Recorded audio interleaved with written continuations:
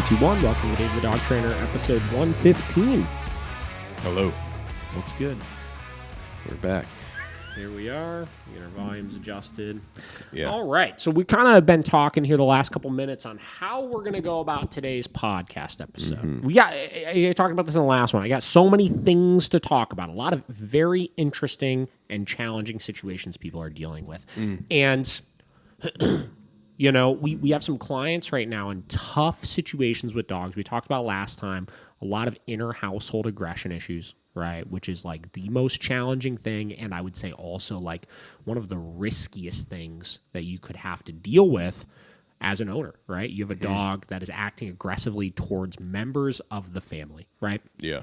And what I want to do is I want to kind of talk about a couple of these situations that we're working with right now and just kind of ponder on the idea of like at what point do we call it quits on training? Like at what point do we say the training isn't necessarily going to fix this problem, right?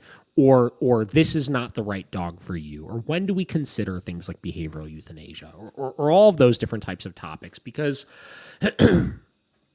as a trainer, I think we find ourselves constantly in this boat where we're needing to balance a few things, right? We're needing to balance helping our owners, right? Maintaining a degree of hope in the situation, depending on what it is that they're working on, right? Like, how do we keep optimism high as we're working through something of like, hey, there is a possible light at the end of the tunnel, right? But at what point do we assess the situation and we help people come to a decision that may not be ideal of, hey, maybe you should get rid of this dog. Maybe this dog should be put down. You know, how do we navigate all of that? And it's such a fine line. And we're going to kind of discuss that a little bit today. We're going to discuss a couple of scenarios that we're dealing with that are leading towards that conversation right now, right? And we're obviously not going to use any names or specifics or anything like that out of respect of the scenario that we're working with. But I do think that there's a lot that can be learned, and I think that these are important conversations for people to hear to help them navigate the world of behavioral modification, whether you're a trainer that is currently working with behavioral modification and will inevitably find yourself in this boat with a dog and with a client, or whether you're an owner that's dealing with a dog that may be weighing out these decisions or trying to figure out if it's realistic that you might be able to work through goals, right? Yeah. So there's 3 individual situations that we've been dealing with over the course of the last couple of weeks that I think very important to talk about because they're all on different spectrums of intensity and risk, right? Okay. So I'll kind of outline the 3 situations briefly here, and then we'll kind of talk about them a little bit, right? So situation number 1, we have a maybe 4-year-old German Shepherd. Pretty good dog, honestly. Like this dog in the grand scheme of intensity of situations. Hang on a second here. In the grand scheme of intensity of situations, I would say is very low on the spectrum, right? Okay. So we worked with this dog when he was a puppy, like when he was like 4.5 months old. He did a puppy program with us. This would have been like 4 years ago at this point, right? Did very good with it. Kind of typical German Shepherd, social with other dogs, pretty friendly with people, stuff like that. And we hadn't really heard from them in a long time. I mean, he'll board every now and then, right? But from a training standpoint, not a whole lot as far as, you know, hey, he's doing good, hey, he's doing poorly, this, that, right? Maybe a year ago, we got a call from the owners saying that they had an incident with like a contractor, right? So they had a contractor at the house. The dog was loose, right? Contractor kind of walks into the house, big burly guy. This dog ran over to him, kind of jumped on him, and I mean, we'll call them. I mean, a bite obviously is a dog putting its mouth on somebody, but like no injuries or anything like that. Yeah. Like everybody was fine. The dog wasn't trying to kill this guy or anything like that. He just kind of had a history of, it sounds like being a little reactive at the front door. And in addition to that, jumping and clawing all over people, whether it's people he really liked or people that he didn't like. And just kind of like overall kind of bad management of the situation, right? Yeah. So got a call, hey, how do we handle this situation? They had a couple big changes in their family, right? So they had a child, right? Which he did fine with a child. That wasn't really a concern or anything like that, right? They were moving, just a lot of kind of different stuff happening, different dynamics in the household. Hey, how do we handle this situation? We kind of went over, obviously, why the situation happened, some pointers on how they could work through things, et cetera, right? So that was, whatever, a year and a half ago, something like that. Yeah. So got a call maybe a week ago or so, week and a half ago, and, husband kind of upset, a little distraught while I was talking to him, stuff like that. Hey, what's going on? It kind of explained that they had a similar situation happen. They had the dog out in the garage. He had his uncle over or something like that. Uncle was sitting at a table, let the dog in. Dog came barreling over, barking at him and stuff like that, and kind of nipped him in the stomach a little bit. Again, in the grand scheme of things, not a very serious bite. No injuries, no punctures, no marks or anything like that, right? It's just a very typical scared dog that's not getting any direction, right? That's kind of being left to his own devices of deciding if people are okay or not okay every time they come over, right? So, are you hearing that? Is that coming in and out a little bit? Yeah. Wait, hold on a second here, guys. I just gotta make sure everything's all. Can't be having no audio issues. Yeah, no audio issues. Not in the middle of this podcast. Okay, so whatever, it sounds like since the first phone call, right, the situation was never really resolved, right? They never really kind of fully implemented a lot of the methods and stuff like that. And whatever, like in the grand scheme of things we talked, I was like, hey, listen, this is another learning situation. Like obviously this situation is something that's that we need to get under control, right? It's not something I could help coach you through via a call at this point, because obviously some of the things that I mentioned before either aren't working or aren't being implemented correctly. But based on all the information I'm being given, it sounds like it should be a relatively easy situation to work through, right? I told him I'd be like, I'm happy to come out to the house, right? Come take a look at the scenario, show you guys really how to implement these methods, right? To kind of get them past some of these hurdles and, get them past this, right? And, just kind of help them overcome those things. And, whatever. So he's like, all right, well, I'll talk to my wife, get back to you. Didn't hear from them for a day or two. Wound up texting the wife, and turns out they decided to put the dog down, right? Whoa. So this is situation one, right? Yeah. Now I'm adding this situation to these other two situations we're going to discuss, these because it's all going to come together a little bit. But this is a minor situation. The next two situations gradually increase in intensity, right? Okay. And I think the way that I kind of want to put this all together, right, for everybody to hear is in this conversation of behavioral euthanasia, right? There is not any one answer for it. There is not an answer of at this point we decide to do this, right? At this point we shouldn't do this, right? Because everybody's risk tolerance is super different, right? Everybody's willingness to I say this gently, but like take responsibility for some of the situations they're in is a little bit different. Yeah. Right. And I've seen people, when I do find myself having a conversation with people of like, is it time to do that? Right. Is that an option that we should put on the table? Right. I find myself constantly telling people that I've had people that own dogs that I genuinely think should have been put down, that choose to keep the dog. They find a level of management and accountability that works for them, that winds up keeping everybody safe, and they wind up living out the rest of their lives with these dogs, and it goes perfectly fine. And I would say if somebody is going to make the decision to do that, if we're keeping this dog, right, regardless of if we should or if we shouldn't, but we're going to keep this dog, I think that even in that circumstance, if I think that they shouldn't keep the dog, it's my job to help them be as successful as possible. Yeah. Right? Like, I'm not just going to, like, if somebody has a dog that I think should be put down, right, and they, choose to keep the dog, and I don't agree with it. I think one of the worst things I could do in that moment is just write them off from the standpoint of then they're left to trying to figure this out of how to be safe on their own, right? Yeah. Which generally speaking is going to result in even more risk in the long run, right? So I try to be there to help people out, right, with those types of things. Whatever. So kind of going all over the place here, right? So that's situation number one, right? Oh, and on the contrary, I've seen people in situations like this where I personally don't think that the situation is that intense, right? I think it's a very manageable thing. I don't think that there's a whole lot of risk in association with trying to work through those types of problems. That choose what these people ultimately chose to do, right?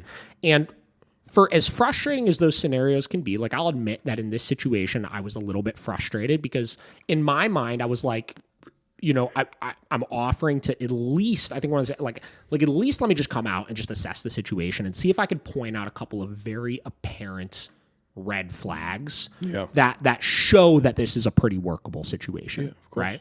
And obviously they didn't want to do that, which a little frustrating initially, but I reel myself in sometimes and I try to kind of respect that decision as best as I can because I'm not in their boat, right? I'm not in their life. I don't know how wild their life is, how unpredictable their life is, how much stress is on them based on all the other things going on in their life, where that extra thing going on with this dog being really apprehensive and fearful of new people tipped them over the edge to the point where they felt like they couldn't keep him anymore. Yeah. Right. So I try to have respect for that decision, whether it's frustrating or whether it's not frustrating. Right. So we're going to talk about two more situations now. Right. And then we'll kind of break down some of the individual ones a little bit. Okay. Right. Okay, so situation number 2. Actually, I'm trying to think which one I should say next. Okay, I'll say, I won't get it. Okay. Situation number 2, right? A pit mix, right? That is owned by a couple that has had the dog for like, I could be wrong about this exact number, but I think like 7 months or something. So not a very long time, right? The dog just recently finished a training program with us. The training program, when the dog came in for the training program, came for some general reactivity, impulse control, not listening, right? Just like a lot of general just nonsense, right? Yeah. And there wasn't a whole lot of talk of like really serious problems this dog was having. Right. Okay. There was like an incident they brought up when they were doing the lessons of like, at one point they were at like a party and they were playing with an RC car. And this wasn't one of my clients. This is a client that Bridget had that her and I decided to ultimately do lessons with together. Right. But they had an incident with an RC car where they were playing with the RC car and this dog just went absolutely batshit bananas trying to like attack and kill this RC car. Right. Okay. Whatever. Very strange situation. Yeah. From the outside looking in without actually seeing it, sounds like a pretty cut and dry situation of a dog with crazy prey drive towards something like that, very little impulse control, and something that could probably be pretty easily resolved. Yeah. Right? So we're working through, they get to like session 9 with this dog out of 10, right? Everything is amazing. Like the dog is like actually is like crushing it. The owners are so happy with the results and stuff. Yeah. And then like session 9 comes around. They're like, hey, what do we want to work on next? Like, is there any last little details? And they were like, oh, and I want to make it very clear as I'm talking about these situations. In absolutely none of these scenarios am I like blaming people or making it sound like this is anybody's fault. Like these are all dog specific problems, right? And we'll talk about that a little bit more as we get through these, right? So they were like, yeah, you know, that thing with the RC car, before we started training, we had a similar incident with a blender, right? They got like one of those like magic bullet blender things, right?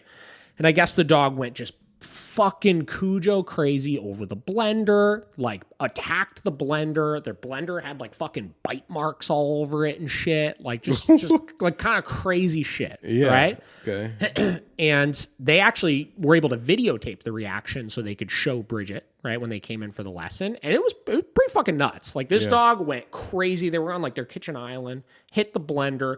Dog is, like, clawing all over the owner and the counter to try to get to the blender, jumping up, trying to bite at. I mean, like psycho shit. Like psycho shit. Wow. Right? Okay. So she's like, all right, well, bring your blender to the next session. We'll take a look at it, and we'll work on it a little bit, right? So they brought the blender in, right? They had a session, right? The session went flawlessly, right? Worked on a bed stay, got the dog to hold the bed stay. Blender's going off in the corner. Dog's not even paying attention to the blender, feeding treats and stuff like that. He's taking food from her and everything. You know, it's like, all right, cool. Yeah. Right? Like sounds like we worked through it, right? Mm-hmm. So that was like session 10, right? That's like the end of the program. We're like, great, we're ending on a positive note here. Whatever. Like 2 days later, right? She gets a text talking about how they had an incident, or they went to go work on the blender thing. The dog went fucking crazy over the blender, right? And they had the dog on a leash. The dog pulled to the end of the leash. When he realized that they were now holding him back from getting to the blender, he turned around and started redirecting on one of them, right? Didn't bite him super terribly or anything like that, but nonetheless took all that intensity and just shifted it towards them, right? And whatever, you know, generally speaking, if we had a session where like something went pretty well, right, and we hear that it didn't go pretty well, our brain immediately goes to, let's go figure out what they're implementing wrong, right? So we went to the house. I went to go work on it. I was like, listen, like if he freaked out that bad, I was like, I'll be the test dummy in this situation. Right? Yeah, like, for sure. I'll go to work on it, right? I'll put myself at risk if anything. And we went to go run it, put him on the bed. He broke the bed to try to go to the blender. Same deal. Corrected him for it. As soon as I corrected him for it, he turned and started coming up that leash right at me. Right? Like crazy. Like he actually, like one of my coats, one of my favorite like heavy flannel coats, he literally grabbed this fucking coat. And it's like trying to thrash this coat around you. I'm like, damn. Okay. I was like, well, that's new. Yeah. Right? Damn. And so we're like, all right, well, this is a big problem, right? Yeah. Like, you know, this is something that we need to get under control, right? Sure. So obviously we can't have him trying to bite us, right? Yeah. So we, you know, whatever, we did some muzzle training with him. We got a muzzle fitted up. We tried to drill it a little bit more, right? That just intensified his panic, right? He started freaking out even more from it and stuff, right? And mind you, right, they had like almost 10 weeks of success of just avoiding these problems. Yeah. You know what I mean? Like they had a routine, right? And the reason why I never came up in training is because they just had a routine where if either of them needed to use their blender or their coffee grinder, he had a similar reaction to one of their coffee grinders, they would only use it if the other was out on a walk with the dog. Oh. So they made sure the dog wasn't in the house. Yeah. Right? So, listen, I mean, obviously good on them for smart management of the situation, right? But we kind of had the conversation of like, damn, like this is great that you guys had, you know, 9 weeks, 10 weeks of success with it. But like, what if he gets set off by something else, right? Like what if something else triggers that exact same response and you guys pulling him away from that thing he wants to get to or trying to correct him for getting to that thing triggers that same exact behavior. And now we're seeing that he's taking that intensity. And when you're trying to tell him, hey, don't do that or pull him away from that, he turns and throws that same intensity back towards you. I was like, you can't avoid forever, right? You haven't owned this dog for that long where you've been able to say, hey, I've managed this for 4 years and it's never become a problem. You know what I mean? Yeah. Like it's going to turn into something else, right? Yeah. So I was like, listen, we're going to do some in-home lessons over the course of the next couple of weeks here, and I really want to work on this, right? I want to see if we can get this under control. So whatever. We did like 2 sessions starting at that one. Very messy. We really like weren't getting anywhere with it, honestly. Yeah, okay. Like it was just a mess, and we were fighting a lot of this, you know, like as we were going in for the lessons, it was kind of like these people really love this dog, obviously, right? And because the dog is clearly reacting with that same intensity towards the blenders or redirecting and stuff like that out of like a fear or a frustration, it just kind of caused them to like almost nurture the mindset a little bit more and kind of overdo some of like the positive reinforcement and the love and all of that when he was in a fearful state, where things like he would stress out, right? And then we would release him from the bed and we'd go back to the owner, and then he would start like clawing all over them and climb up on them like, oh my God, save me, give me attention, this, that, and then kind of reinforce it and stuff like that. Wow. And again, understandably so. I'm not saying they caused it by any means, right? No, like this dog clearly had something wrong that was causing him to act in this way, right? So whatever. So they kind of started thinking, and we know this wasn't the case, but they kind of started thinking like, hey, maybe the e-collar is making him do this, right? Which is a logical thing that a lot of people will think in these scenarios, right? We know that's not the case because we know that we saw the exact same response when they were just holding him back with the leash. Yeah. Right? And every time before, right, he was before they ever even started training, he was rehearsing the same behavior. That behavior of the intensity of reacting and freaking out at it before even starting training, he was doing it. Like I said, like fucked up their blender and like the RC car and like all that kind of stuff, to the point where the behavior was there, but now we're telling him don't do that. And he's getting pissed off that we're telling him don't do that. And don't do that could be anything from grabbing a leash and pulling him away from it, pushing him away from it, grabbing him and restraining him, correcting him. It could be anything.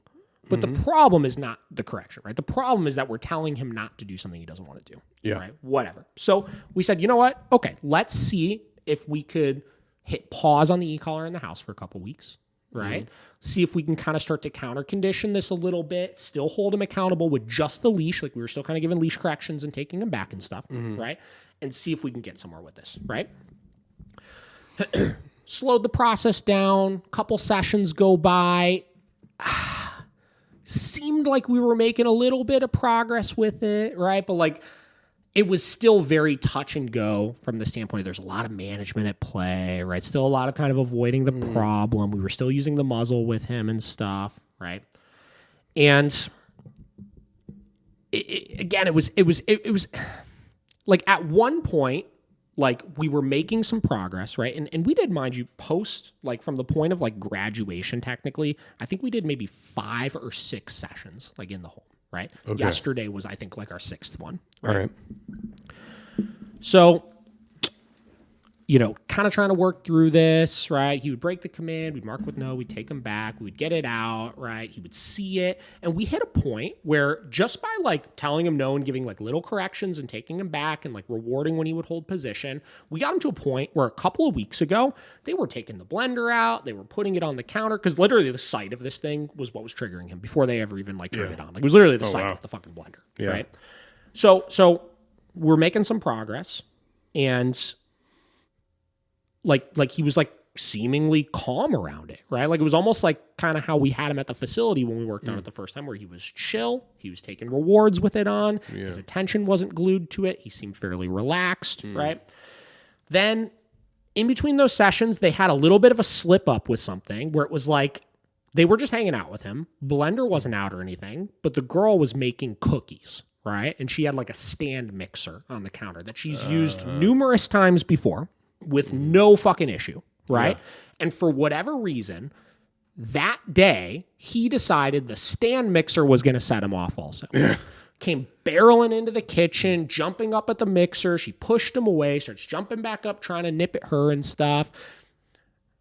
She said it wasn't as intense as it usually is. She was able to just like block him with her knee and then kind of grab him and put him in his crate, and it was fine. And like, whatever, like they weren't super concerned about it. We're like, all right, well, let's keep moving along because we were getting some headway with it. It wasn't as intense as it was before, right? Then, and mind you, right, like this is like now we're on like 3 or 4 weeks of like we literally weren't even using the e-collar in the house with him. Like he really wasn't getting corrected for much. Okay. Right? Like, so we know that wasn't causing this. Yeah. Right? So then this dog started generalizing randomly, like once every like week and a half. The guy would be standing in the kitchen, like unloading the dishwasher or something. And the dog might have been thinking he was going to go get the thing out of the counter and came barreling over and jumping and nipping and stuff. Right? Jeez. And up until this point, aside from the first time when he did it to me, when we went there, we hadn't really seen this behavior a whole lot. Yeah. Right? So we were just kind of getting the secondhand feedback of this is what's going on, right? And again, in their minds, the behavior they were seeing, the jumping and nipping, wasn't as intense, and they were able to regain control of the dog fairly quickly again. So it was kind of like business as usual. Like, let's keep working at this. Yeah. Right. So yesterday we went there, right? And there's all sorts of variables I'm probably missing and stuff. Like they were just the guy just got back from like out of town or something like a couple days before, and on Monday he went to go put the muzzle on the dog, and he had spent all this time like muzzle conditioning. The dog really liked having it on, would take treats through it, stuff like that. For whatever reason, Monday when he went to go put it on, the dog kind of freaked out and ripped the muzzle off. Right. So we were kind of like, all right, well, before Monday, like, had you been using the muzzle a whole lot with him? He said no. We felt pretty confident working on all this without the muzzle. So I was like, all right, well, do you feel confident working without the muzzle with it today, right? Like, because maybe the muzzle is just causing a lot of extra stress, and maybe that will help continue to reduce that stress a little bit and get him calmer, right? And he's like, yeah, I think I feel comfortable doing that, right? So we went in the house. We didn't even like take anything out, right? At this point, I was just like, let's just work our bed stays, right? Let's work some commands with him. He's doing commands, right? He's feeding treats. I even said at one point in those first like 10 or 15 minutes, I was like, damn, like this is the best I've seen this dog look. Like he was like happy, motivated, right? Like, I mean, like looked super engaged, and like it looked really good, right? Yeah. So we're working some bed stays. We weren't even thinking about taking any like equipment out to work on or anything like that, like the blender or the coffee maker or anything like that, right?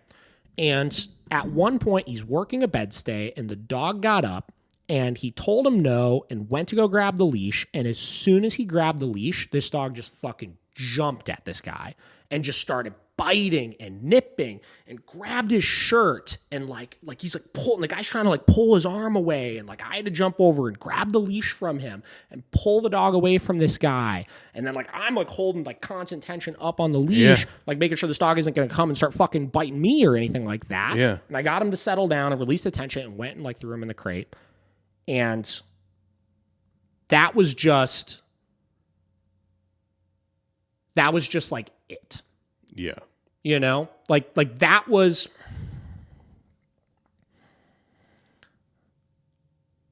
like I was figuring out how to describe it. I said before we started this, I was like, this isn't going to be a heavy one, guys. Yeah, here we are. I was like, I'm just going to talk about this like analytically, right? This was a tough one. This was a very hard session. Yeah. For a lot of reasons, obviously. One, you want to feel like you could help people, right?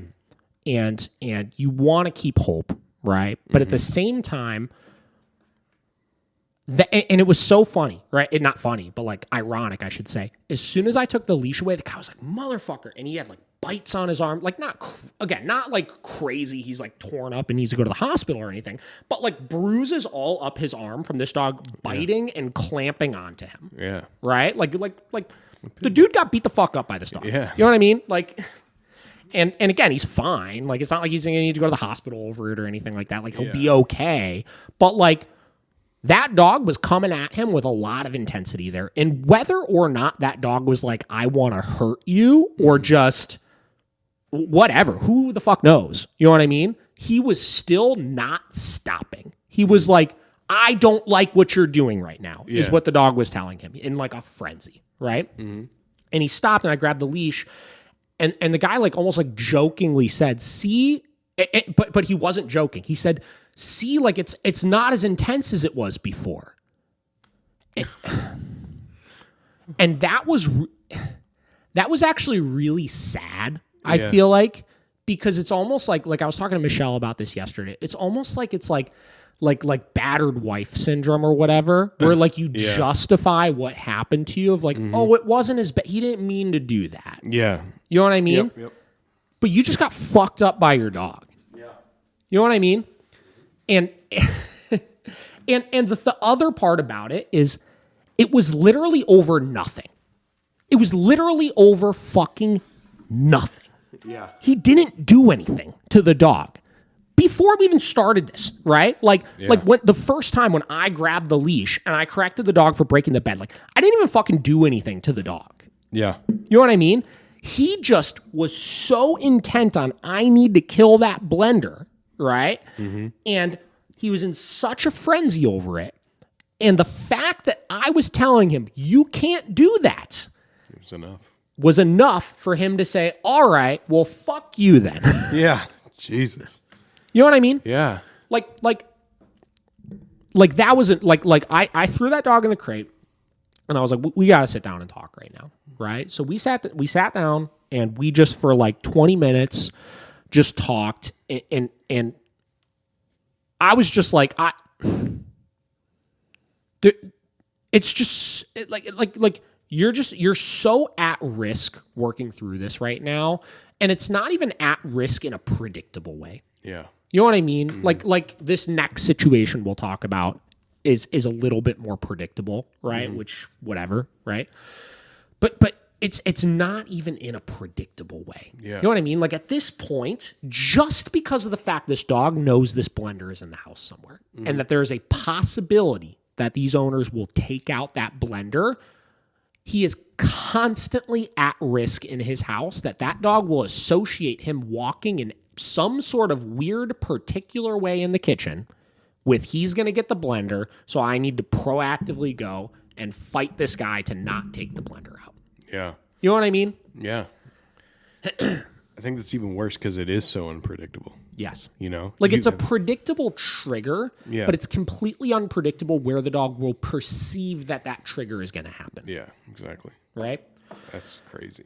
So we had that conversation. I told him, and again, we talked at the beginning of this, right? Like, I genuinely do not feel it's my job to tell people to put their dog down. I really don't, right? Again, I've seen so many situations where people wind up keeping them. I think it's my job to articulate options for people and very clearly, without sugarcoating it, explain what those options look like, right? In this particular case, I still outlined those options, right? We half-assed talked about this is what management would look like with this dog, and this is your best chances of potentially keeping yourself safe from this dog. But I will say that this is the first time in a long time that I've strongly encouraged not keeping this dog. Excuse me. Yeah. And I feel so bad about the situation because I feel like there's a little bit of a divide between the house on how to approach the situation. And I've kind of felt this way a little bit since we started it, where the dog has never had these issues with the woman, right? Never, right?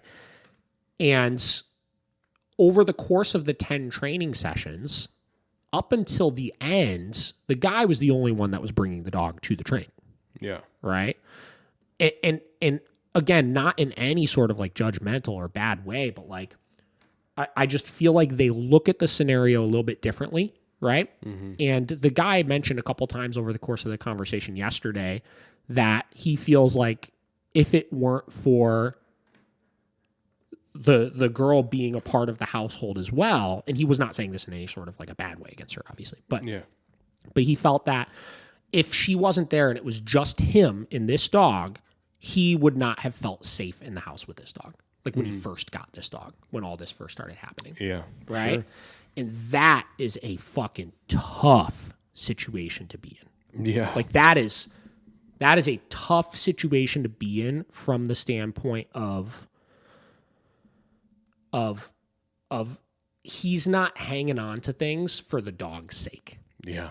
You know what I mean? And if they're going to make a tough situation or a tough decision through this situation, it is going to have to result from them being very, very on the same page with that is the right decision to make. Right? And I don't 100% know, based on the conversation we had yesterday, if I feel like they are on the same page with that. Yeah. And that's man. Yeah. I just like what I was explaining is like when I watched this dog going at this guy yesterday, right? It was like 5 seconds, right? It was super fast. We got it ended. But like those situations, like when I see like dog fights or dogs trying to bite people, whether they have muzzles on or not or whatever, they almost happen in like slow motion in front of me. Yeah. Right. Like I feel like my brain just processes it so much differently. You know what I mean? Where I'm like analyzing everything that's happening as I'm watching it. Yeah. And the only thing I could think is like we were in a training session, so the dog had a leash and collar on and had his e-collar on, so there was a lot to grab a hold of in this situation. What if that guy was by himself with this dog and he didn't have any collars on for whatever reason, or he just had his flat collar on, which was pretty loose, mind you, that easily could have slipped over this dog's head. Yeah. And whether that dog wanted to really hurt this guy or not, that could have ended in a situation where he got seriously injured. Yeah. It could have. Because obviously we've stopped every time. We don't know how far that dog is going to take that. Yeah.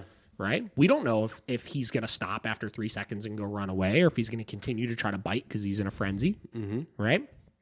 And, you know, we could sit here and I think sometimes in these situations we debate, like, why did this happen? Right? Like, why is the dog doing this? Right? Which is important, right? It's important to see, like, why, you know, if we're going to try to work through a situation, we have to reverse engineer it and figure out what's causing this behavior, right? And I could think of probably 7 reasons why this is potentially happening, right? Yeah. Or potentially intensifying, right? But nonetheless, Eva made a really great point when we were doing a podcast with her the other day when we were talking about genetics, where she said you could run 100 dogs through a particular scenario.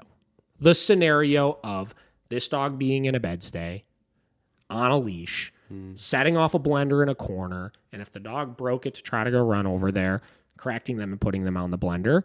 And probably out of 100 dogs that you run that with, probably 100 of them will not act in the way that this dog acted. Yeah. You know what I mean? Like literally, like honestly, like you would probably have to zoom out to fucking 1,000 dogs, 500 dogs, something like that, to find one that will act in the same way as this, right? Yeah. So whether it's something caused it or something the owners did in the home, right? Or the training. Everybody wants to, you know, I'm sure if a force-free trainer were to listen to this, they'd be like, it's the fucking training. It's the fact that you corrected the dog. It's like, but we correct hundreds and thousands of dogs for similar things like this, and they don't do that. Yeah. You know what I mean? Exactly. That tells you this is a genetic component, right? Yeah. This is not a normal behavior this dog is exhibiting, right? No way. And when you're dealing with genetics are so powerful because you don't change the nature of who a dog is. If he has that default of when I panic and don't like something or I'm scared of something, my default is go and attack it. You're always going to have that risk there. Always. Yeah. Always. Right? Whatever. So that's situation number 2. Yeah, that one. Whew. That one bugs me the most out of all these situations because that one really is like a Jekyll and Hyde fucking situation, right? Like it's not like, again, this next one we're going to talk about, which is just a fucking asshole dog that's being an asshole in his house. Yeah. Right? That one is this dog, these people love this dog so much. Like they really, really do. Like 99% of their life with this dog is just cuddles and walks and treats and funny nicknames and just all the, like, when you picture like a human that just really wants to love a dog is that. And we could argue that that's some of the problem, right? Yeah. But nonetheless, you get back to, you could run 100 dogs through this situation and 100 dogs probably wouldn't act that way, right? So I think a conversation that's important to have with people that are in this situation sometimes, right? When they themselves are at risk, right? Because it's a different, we're not going to talk about dogs that are trying to bite strangers and stuff like that, because I think that's a whole different conversation. Oh, yeah. Right? But when dogs are trying to bite you, right? Especially if you're like these people who just want a dog they could fucking love and hang out on the couch with and go for walks and give treats to. There are thousands upon hundreds of thousands of dogs out there that will provide you such a greater life than living in potential fear in your house with your dog. Yeah. 100%. You know what I mean? Mm-hmm. Yeah, that whole situation, like, from the almost, not that it's random, but the not knowing when it's just going to happen to, the owners being kind of on different pages to loving that dog so much. It's not, I think this is a good testament to a lot of the times that you'll have this situation where it's just so messy. It's so dirty. It's not a cut and dry thing, Yeah. And usually, never really is, but this one is so hard because there's so many different variables that are just makes it so hard to make a judgment call at the end of the day. Yeah. And even as we were doing these sessions, it's so hard because watching them work the dog, right? Like I could see so many little things that I'm like, God, you really shouldn't do that. You really shouldn't do that. You really shouldn't do that, right? That are all super minor things. But the reason why they're doing those things is because they're scared of the dog in this context. You know what I mean? So I can't just be like, it's easier said than done to just be like, just don't do those things. Yeah. But it's like their fear is causing them to act in ways that's further triggering the dog. Mm-hmm. You know what I mean? We talk a lot about Caesar talks about, your energy impacts your dog and this and that. And I always push back on, it's not your energy that impacts things. It's the things you do when you have bad energy. Yeah. You know what I mean? Mm-hmm. It's your reactions. It's your reactions to how you're feeling. Mm-hmm. Right? And you can't fault them. It's like... No, not in the slightest. Yeah, when you're getting nipped or bit or anything, the last thing you want to do is, piss that dog off, Yeah. Yeah, that's tough. Yeah.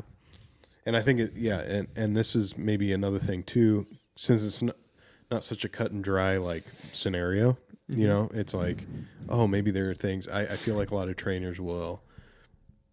try to keep going and keep going and keep going and keep going. And I don't know if they ever get to that spot that we're kind of talking about today. Like, hey, we need to have some conversations. Yeah.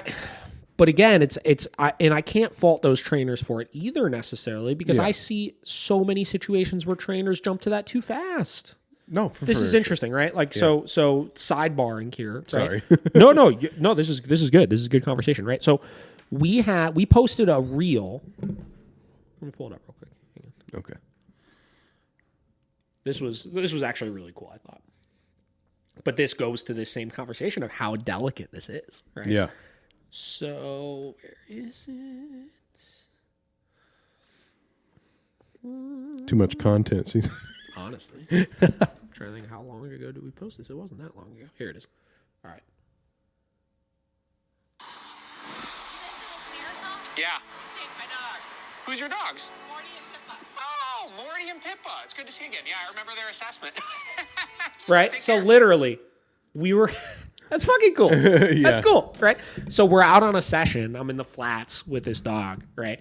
And I'm out on a session, and we're working it downstay outside, and this woman walks out of one of the restaurants that was right there, and she looks, and she's like, "You're with Miracle, right?" I mean, you heard it, obviously. Yeah. I'm like, "Yeah." She's like, "You saved my dogs." That's heavy. Now let's talk about why that's heavy. Right? Because everybody can say, oh, my dog was so out of control and you saved them, right? This is different, right? This is a case in point of people recommending euthanasia too fast, right?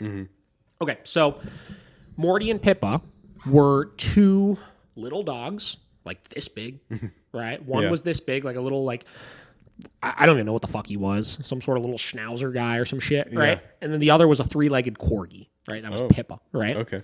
And whatever, she contacted me in a similar situation to all these other ones, right? Yeah. So these two dogs got in some fucking nasty fights with each other. And they're small, but man, these were fucking nasty fights, right? Like this fucking Morty fucked Pippa up a couple times, right? And the problem was when Morty would fuck Pippa up or get fucking crazy reactive towards shit, and she would try to break it up, Morty would fucking turn on her ass, right? And start trying to fuck her up over stuff. Oh, okay. Like this was a tough fucking situation, right? Where this is no different than what we just talked about. We got a dog trying to go after fucking owners, or this next situation I'm going to talk about of a dog trying to go after owners, right? And she contacted a couple different local trainers. I'm not going to name names of which trainer this was. I'll tell you after we get off the podcast. All right, thank you. But this trainer, she reached out to this trainer to figure out some options. This trainer, she told the owner that the only way you can get past serious behavioral modification issues is if you do board and trains, which is going to cost you whatever, $7,000 or $8,000, right, to do board and trains with both of these dogs, right? And even then, your success chances are so low that you probably should just consider putting one of the dogs down. Whoa. This was this person's advice Yeah. after a 10-minute phone call. Yeah, that's A 10-minute phone call. yeah, that's ridiculous. Get the fuck out of here. Yeah, Right? literally. Honestly, get the fuck out of here. Yeah. Right? So there's some trainers that say that. You got to do board and trains for behavioral modification. I don't think that's the case. If anything, with behavioral modification, I think one-on-ones can be more beneficial because you got to get past this stuff yourself with the dogs. Yeah. And we need more time, right? I don't need 4 weeks. I need 10 weeks straight of seeing you to hear the week-by-week progress updates to help if we're going to have any sort of fighting chance of getting through this. For right? sure. I could tell this girl was on a little bit of a budget as she was working through things. So I hooked her up. We did a 2-dog one-on-one package. And instead of making her do one-on-ones with both dogs, which generally speaking, we would do 2-hour blocks of time. I told her we'll do 1 hour block of time. We'll just do our standard 10-session program, but you could bring both dogs with you. And we'll just focus on what we need to focus on with them. Yeah. Right? She wound up working with Michelle. This was years ago, guys. These dogs are crushing it. They're fine. They don't fight each other anymore. They don't try to bite her anymore. And they got past the issue. Nice. So this is what I mean about, a lot of people when they listen to this podcast can be like, well, David, you probably should have told these owners to put this dog down 6 weeks ago, right? Yeah. But we've seen it go both ways. You can't say that. You cannot say that. No. These 2 dogs are alive. We saved these dogs because we tried. Yeah. You know what I mean? Because we said, all right, let's work through this. Let's figure out a way to keep everybody safe as we're working through this, and let's see how far we can get. Yeah. Right? And it worked out. Right? Where was I going with that? You're talking about don't saying. Oh, having the hard conversation. So conversation. this is why it's so fucking delicate. It's so delicate. Yeah. Right?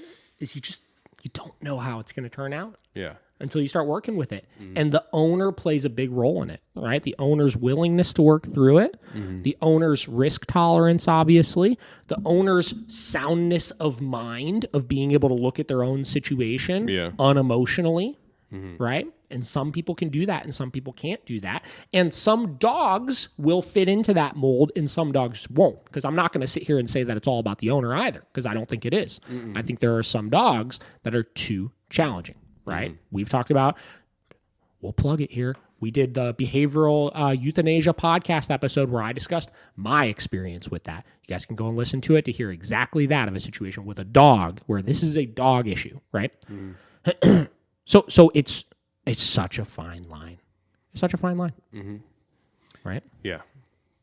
But I think you hit pretty as close to the mark as you can because you did the 10 weeks and then you did how many other sessions? 5 or 6 after that. It's like you've literally done. We put in the college try. Yeah, you know what I mean. Exactly. And I tell everybody, and you'll hear again in this next situation we're going to talk about in a second. I tell everybody you got to set realistic parameters in your head of how long you're willing to try. Also, you know.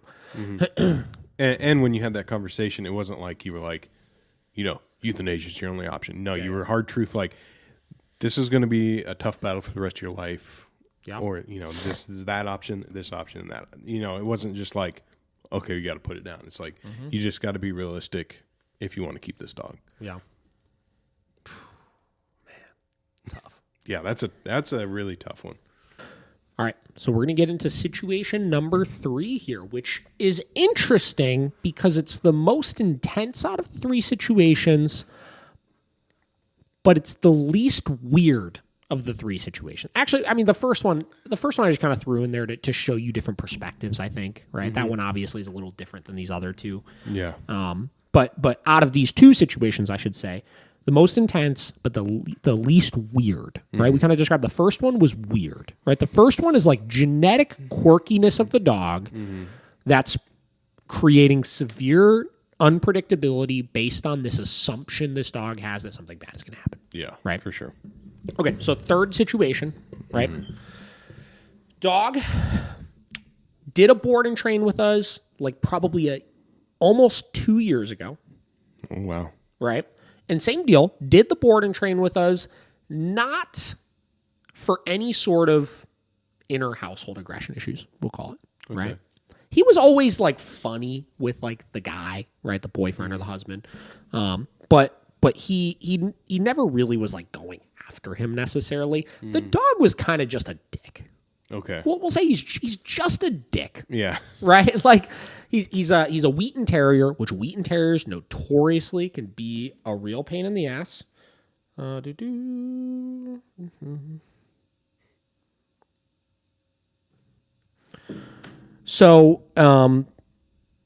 that they can notoriously be a little bit of a pain in the ass, but this dog was just a dick, right? Like super reactive on a leash towards dogs and people, right? In his house, just fucking nonsense. Out the windows at anybody that would walk by. Out the fucking fence if he was in the yard if a dog came by, right? Like, did whatever he wanted to do in the house. Yeah. Right? Like, literally whatever the fuck that he wanted to do. Yeah. Right? Just no rules, right? And whatever, did fine with his board and train. He would board with us pretty regularly. He's cool, right? He's never given us a problem. We've seen this dog a lot. He comes to daycare all the time and stuff like that, right? So maybe a month and a half or 2 months ago, right? We got a call. This is a dog that did a board and train with Seamus, right? Seamus got a call from the owner saying, hey, this dog bit my boyfriend, right? So he's like, all right, well, let's figure out what's going on. And the first thing that she said when she made that call was, we've been really bad about the training. Okay. Like she fully admitted and accepted, we are screwing up right now, right? We do not enforce anything. I think she verbatim said, Junior has no rules.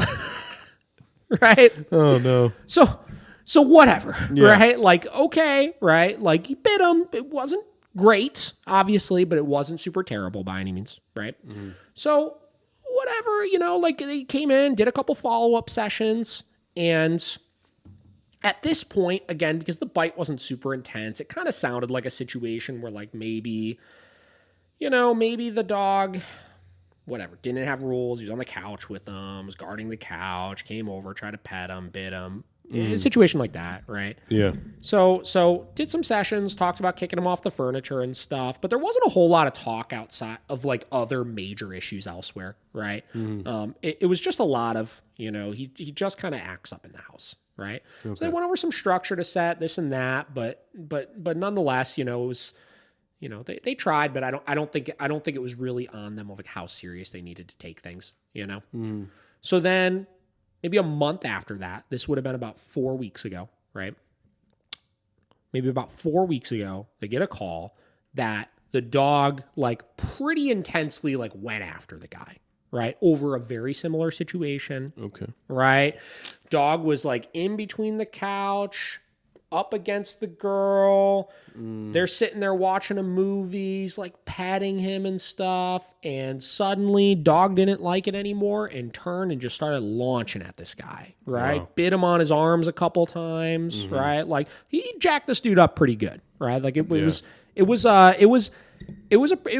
definitely much more than just a bite. Like, dude, like they went to the emergency room, like he had to get some stitches and stuff. He was all bandaged up from it and everything because he had a decent amount of punctures on his arms, right? How big do these dogs get, by the way? They're pretty fluffy, so I would say maybe 50 pounds or so. Still. It's a decent sized dog. Yeah. Right? Yeah. So I was like, damn. So Seamus and I immediately, as soon as we got that phone call, we're like, hey, we're coming over to the house right now. Like we got to talk, right?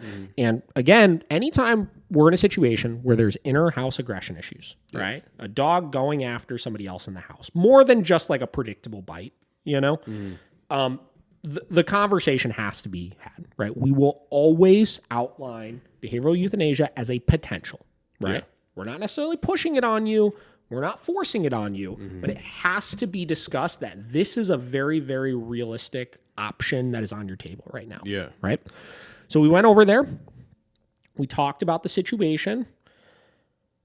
Even then, as we were talking to them, they were basically like, I was actually surprised how non-emotional they were when we were having the conversation. I was actually impressed, we'll call it, right? Okay. Like, they really were just like, that was scary.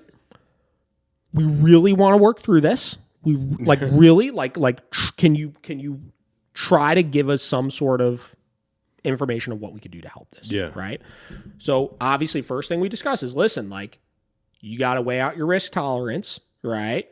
Euthanasia is a very real possibility that you guys have right now. It's something you guys should strongly consider, right? But here are all your options, right? So we started discussing, what's his behavior like in the home? What's his behavior like out of the home that you're still seeing, right? And we wound up finding like 6 really, really apparent problematic behaviors that this dog, that they could not get under control, right? Yeah. This dog still went Cujo on anybody that walked by the house. If the dog was in the yard and another dog went by, good luck trying to get control over this dog. Yeah. The girl wouldn't take him for walks, and they live in Little Italy in like a very populated area. She couldn't take this dog for walks because she didn't trust his behavior, passing people and dogs and stuff like that. Yeah. All things that, like, again, had been issues, but in their mind weren't on the forefront of things they should bring up, because in their mind it wasn't correlated to these issues they were having in the house. Those are 2 separate things, but we know those aren't 2 separate things. No. They're not, right? Like this dog is basically still doing whatever he wants to do, and when he feels threatened by something that's walking by and he wants to make it go away, he fucking attacks it. Right? That's his default go-to, right? Yeah. And because he's always been funny with the guy, right? It's now just starting to turn into going after him, right? But they've lived with this dog for years without problems, right? So it's a little different than this last situation we talked about, where they haven't owned the dog for very long to be able to see enough different situations, which is a positive from the standpoint of, you guys had a year and a half of success without any sort of incidents, right? Showing that the dog can be okay with this, right? It's just built up over time until it turned into this. But I said, I was like, if you guys want to keep this dog, I was like, I will do whatever I can to help you, right? Like, obviously, I'm not going to hang you guys out to dry. I was like, but, and this is another big thing, if people do choose to keep the dog, again, I'll keep helping them. But I tell them, I was like, you have to set a timeline of how long you're going to try for. You can't just say, I'm going to keep this dog and we're going to try and we'll just see how it goes, right? I tell people, you need to set a maybe 2-month, 8-week timeline where, okay, now from right now to 8 weeks from now, we're going to put in place any safety protocols and management techniques that we need to put in place.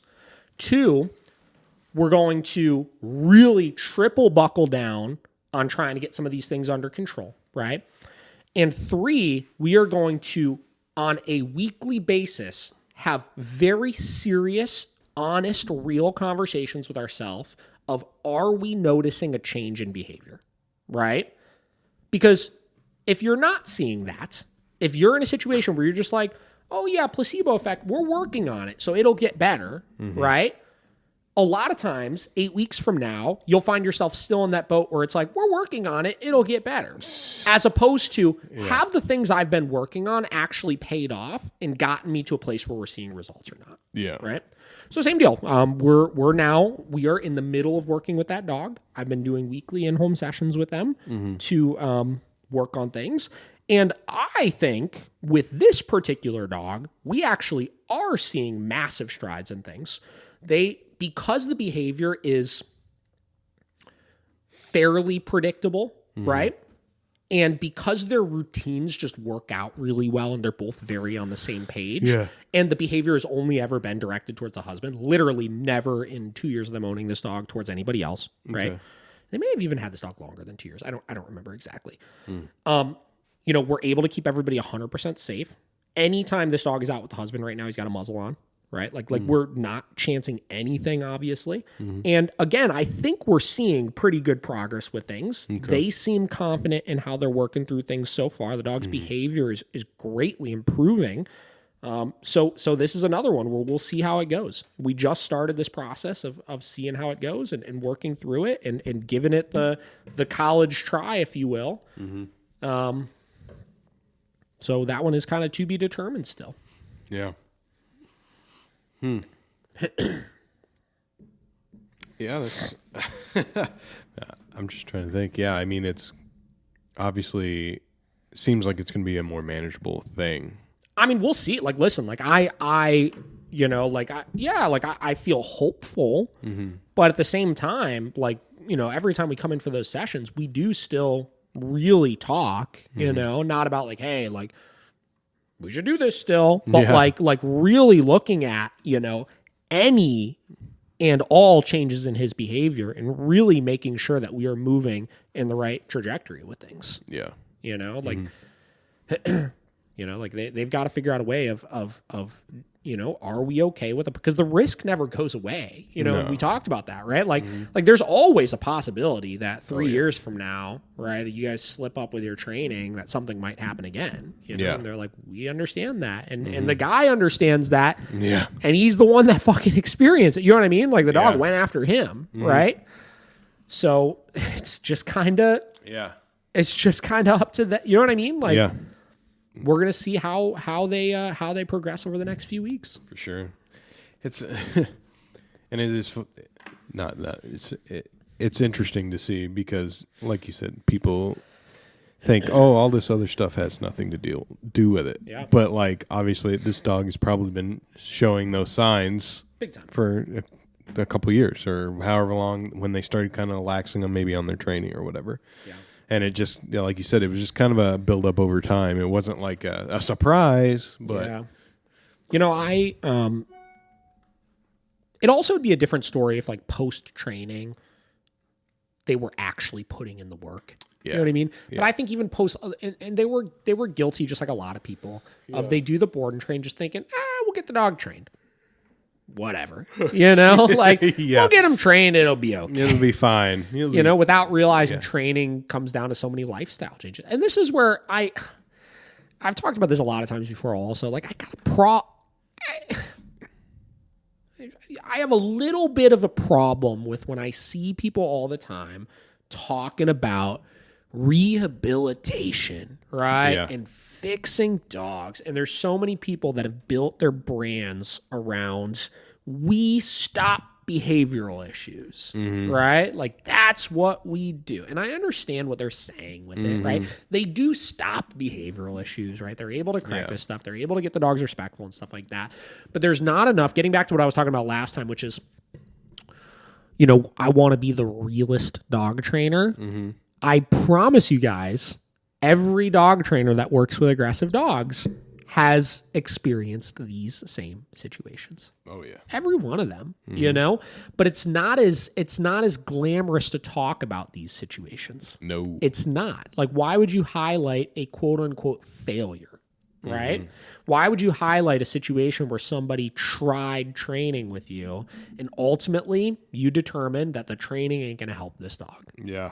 Right? No, for sure. Why would you highlight those things? It doesn't make sense. No. But nonetheless, we highlight these things because there's a lot of people out there that listen to these things that are in similar situations. Yeah. And my only advice that I would give everybody when it comes to this conversation is just be honest with yourself. It's nobody wants to talk about or think about needing to put a dog down or anything like that. And I do think in 95% of situations where people think about putting a dog down or do put a dog down, it probably is a situation that is not that big of a deal and probably can be solved with good training. Yeah. Right? But there are those 5% cases that are very, very risky. Yeah. We'll call them. You know, and will require lifelong management. Yeah. And some people are okay with that. Other people, not so much. Yeah. And that is a decision for you to make, and you to make alone as the owner of that dog. Yeah. Will it fit in your life? Yeah. Man, I was going to say something else. I'm trying to remember what the fuck it was. What the hell was I going to say? Man, I had a really good segue out of that. I can't remember what it was, though. Oof. That's a bummer. Man. I don't know. Yeah, this is what I was going to say. So this is right. So like that situation with the second dog that we talked about, that happened yesterday, right? Yeah. That was yesterday afternoon that Bridget and I did that session together, right? And I've been in this situation before with clients, right? Like I've been doing this for a long time now, right? I've experienced plenty of dogs in that situation before, plenty of dogs that are dangerous, plenty of dogs who owners have decided to put them down, plenty of dogs where the training didn't work, right? I've been there, right? That doesn't make it any easier, right? I left that session yesterday bummed. You know what I mean? It's like, fuck. Like I wish, you wish there's something else you could do to help. Yeah. Right? Yeah. But at that stage, it's like, there's only so much you could do. You know what I mean? Like, there's only so much that you can do, right? Yeah. Bridget, this was like the first time she's really experienced that, I think, with a dog, like in this situation where it's like, damn, like this was her client initially, and she was really feeling like, I think, like a failure over it, right? And Michelle and I talked to her last night, and just obviously that's not the case. Obviously stuff like this doesn't make you a failure as a trainer. If anything, you helping owners navigate through all the emotions that are surrounding this and be there for them no matter what decision that they ultimately make is you doing the greatest honor to them. Because this is what I explained, right? I know that I would say almost every single fucking dog trainer in Cleveland, almost every single one of them, had they got the text message on after session 10 of, hey, we tried to work on this and it didn't fucking go well, they would have been like, all right, want to buy 10 more sessions? Yeah. They don't give a fuck. Yeah. You know what I mean? They don't care about the person. We did literally 6 in-home lessons with this person for free. We didn't charge them anything. Yeah. Right? And I had zero intention of charging them anything for it. Like, that's not like an ego brag of like, oh yeah, we're not even fucking charging them, blah, blah, blah. I just want to help you. You know what I mean? You committed to hiring us to try to help you with your situation. And no matter what direction this turns in, I'm there to help you still. Right? And, that alone, in situations in the past that I've ran into this, people are so grateful for, you just being there for them through this stuff, So that's a big thing. And then, another thing that's very important to look at, and this is another thing we talked about last night, the three of us, was, it gets very easy to then let that become like the forefront of your focus, which is like all you could think about of all the training you've done in the last like 3 months is that. Yeah. Right? Yeah. Which further gets you getting down on yourself. And like, you're like, question everything that you did. Like, God, am I even fucking making a difference? And everything's a joke and this and that. And I had to remind her of all of the victories she's had in the last 4 weeks. And I want to read this. Hold on. Okay. Hold on.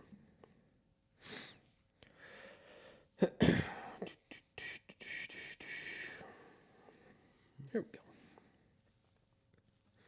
So this, ironically, just yesterday came in. This is a review that we just got yesterday. I want to read this. Okay. And I don't know if she specifically says it in here. This client worked directly with Bridget. So this review. Miracle Canine's program was one of the best investments we've ever made. It has truly changed both of our lives and our dog Dottie's life for the better. As a first-time dog owner with a naturally anxious and vocal German Shepherd, my husband and I spent much of our time with her worrying about her rather than enjoying having her around. She was resource guarding, barking incessantly, had separation anxiety, was pulling on walks, and it felt as though even the smallest things would cause her to react in fear. She is such a smart, sweet, and friendly girl, but her personality was being overshadowed by her lack of confidence. We felt unbelievably frustrated and inadequate in all of our attempts to work with her, so we reached out to Miracle and signed up for one-on-one lessons with Bridget. Dottie's progress was immediately apparent in our very first lesson, and now it is hard for our friends to believe she is the same dog. Likely, even more dramatic is the shift in how confident my husband and I feel in communicating with her and knowing that she will respond. Bridget taught us to be consistent and clear and was extremely patient in helping Dottie work through her fears. It was unbelievably rewarding to watch Dottie grow in confidence as she began to better understand our expectations. Everything that we thought was a behavioral issue that would take months or years to fix, Bridget seemed to be able to address in a lesson and sent us home with instructions on how to practice being consistent with it throughout the week.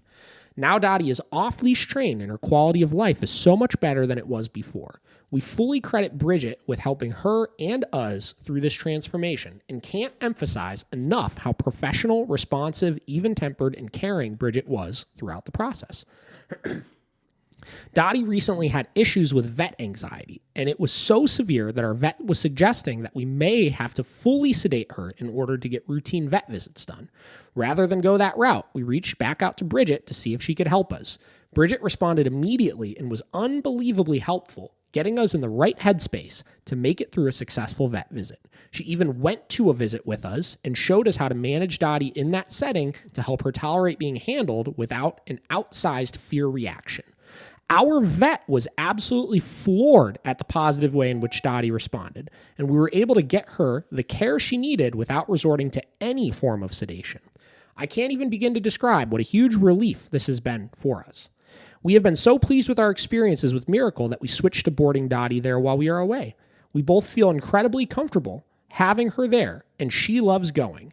Their facility is incredibly clean. I don't know how they manage that. It is impressive. It's a lot of work. And the staff has always been so kind and accommodating. We have nothing but the highest praise for Miracle Canine and would not hesitate to recommend them to anyone, regardless of what challenges you may be facing with your dog. Let's go, Bridget. Let's fucking go! But like, it's really important to remember that shit too. Oh, yeah. That's another life changed by the work that you're doing, right? And just because another life might be changing in a not as ideal way doesn't mean that you didn't play an integral role in helping them navigate the inevitable. Yeah. I would much rather have that than someone that's just trying to shove another 10, lesson package down my throat and 100%. not being real with me. So whatever. So that's some of the shit we've been dealing with. There's always something. Yeah. As Cleveland's realist, or as the realest dog trainer on the internet, Look at that. Listen, it ain't always fucking rainbows and butterflies. I tell everybody that. This industry is fucking hard. And if you are in this line of work for a long time and you're dealing with a lot of behavioral modification, this industry will try to fucking crush you in so many different ways that you could never even imagine. Literally, right? Yeah. And all you got to do is just stay focused on the North Star, which is actually caring about and helping your clients to the best of your abilities. Yep. That's it. That's all you can do. There you go. And as long as you do that, you'll weather all the goods, the bads, and the uglies. Yeah. See, we start talking about something serious and the sun went away and the clouds came out. Yeah, seriously. It's going to rain on us now. Motherfucker. So whatever. So that's the good one. dealio. Yep. It was great. I don't know. I pretty much have said all my ending thoughts after each one, but it's a tough conversation. Like you said, at the end of the day, like it's a very delicate balance of when you have these conversations with your clients and just have their best interest in mind. That is 100% it. So, well, hopefully that maybe brought some insight to people. I really think that this is an important one for, like I said, for trainers particularly. I think trainers can get a lot out of this. Very much so. And then, if you're in that position, if you guys ever need to talk about it, just let us know. Yeah. We'll help you guys. There you go. We'll do that. What's the tabloid that's in like the newspaper? The Ask What's Her Face? Oh, You know what I'm talking about? Yeah, I know what you're talking about. There's this thing in the newspaper that's like Ask Andy or some shit like that, right? And people would send in their like life problems, basically, or a situation that happened to them or whatever it may be. Yeah. And then this person would write it out and then respond like in depth to this person in just like this kind, caring, thoughtful manner, right? And I feel like we could do that with your situations. Yeah. Send me your situation, right? You can anonymously send it to us. Email it to David@miraclecanatraining.com. There you go. And then we'll just do Ask David. And you can just ask me about how I would handle your tough life situations with your dogs or without them. Who knows? There we go. Might be a new segment. All All right, guys. Well, we'll catch you on the next one. Yep. See ya. See ya.